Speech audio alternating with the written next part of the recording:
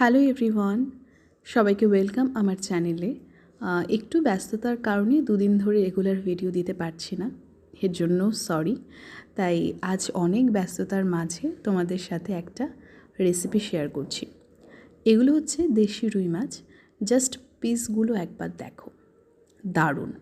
তো আমি মাছগুলোতে নুন আর হলুদ মাখিয়ে নিলাম। এবার আমি মাছগুলো ভেজে নেব। যেহেতু মাছগুলো বেশ টাটকা, তাই মাছে আমি বেশি মশলা অ্যাড করব না। শুধুমাত্র কাঁচা লঙ্কা, সাদা জিরে আর সামান্য আদা। মাছ ভাজতে ভাজতে আমি মাছের মশলাটা রেডি করে নিয়েছি। বাবা বাজারে গেলে সবসময় এরকম বিলের মাছ নিয়ে আসার চেষ্টা করে।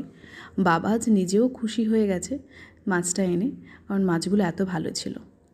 মাছের হালকা পাতলা ঝোল করব, তাই মাছের জন্য আলু কেটে নিয়ে এবার আলুগুলো ভেজে নেব। এই বিলের মাছ বিলের মাছের স্বাদই আলাদা। দেশি রুই মাছের সত্যি স্বাদই আলাদা। এমনি আমারও বেশ এই বরফের মাছ আমার খেতে ভালো লাগে না। এই দেশি বিলের মাছ খেতে সত্যি খুব ভালো লাগে, একটা আলাদাই স্বাদ হয়।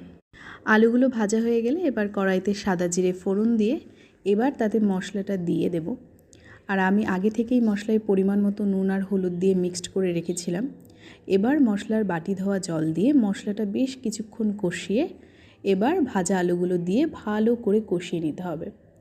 যখন আলুগুলো কষানো হয়ে যাবে তখন পরিমাণ মতো তাতে জল দিয়ে দেব।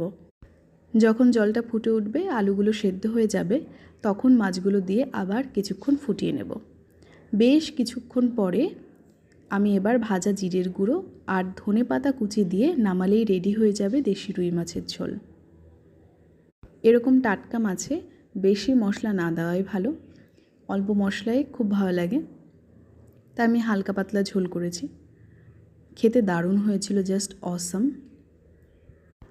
তোমরা এভাবে করে খেয়ে দেখো, তোমাদের অবশ্যই ভালো লাগবে। আর আমি চেষ্টা করব রেগুলার ভিডিও দেওয়ার, একটু ব্যস্ততার মধ্যেই আছি। তোমরা অবশ্যই লাইক করো।